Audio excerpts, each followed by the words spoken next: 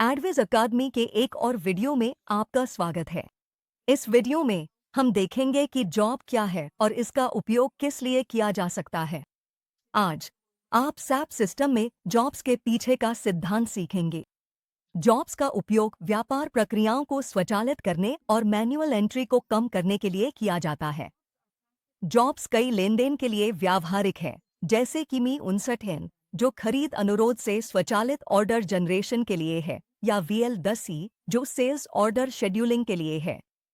इन लेनदेन को बार बार मैन्युअल रूप से करने से बचने के लिए जॉब्स बनाए जा सकते हैं, जो इन लेनदेन को पूर्व निर्धारित अंतराल पर चलाते हैं। एक सेट जॉब एंड यूजर की तरह ट्रांजैक्शन या ट्रांजैक्शन कोड के साथ काम नहीं करता, बल्कि प्रोग्राम्स के साथ करता है। हर ट्रांजैक्शन को एक प्रोग्राम सौंपा जाता है। प्रोग्राम्स को रिपोर्ट्स भी कहा जा सकता है, और अगर इन्हें किसी जॉब में स्टोर किया जाए तो ये मैन्युअल ट्रांजैक्शन कॉल को बदल सकते हैं। यह सुनिश्चित करने के लिए कि जॉब वही कार्य करे जिसके लिए उसे बनाया गया है, प्रोग्राम या रिपोर्ट का एक वेरिएंट बनाना आवश्यक है। सभी निर्दिष्ट मान, जिन्हें अन्यथा पूर्व निर्धारित इनपुट मास्क में मैन्युअल रूप से डाला जाता, इस वेरिएंट में सेव कर दिए जाते हैं। वेरिएंट्स के बारे में नीचे और विस्तार से बताया गया है। इस स्लाइड पर आप देख सकते हैं कि अलग-अलग घटक एक दूसरे से कैसे जुड़े हुए हैं। हर ट्रांजैक्शन को एक प्रोग्राम सौंपा जाता है। हर प्रोग्राम के पास अलग-अलग रिपोर्ट वेरिएंट्स हो सकते हैं, जिनमें अलग-अलग इनपुट वैल्यूज होती हैं, जैसे अलग-अलग मटेरियल्स या सप्लायर्स। एक प्रोग्राम और एक वेरिएंट को फिर किसी जॉब के साथ असाइन किया जा सकता है। इसके अलावा किसी जॉब को एक अंतराल दिया जाता है जिस पर उसे दोहराया जाना चाहिए। यह सप्ताह में एक बार, रोजाना या हर घंटे हो सकता है।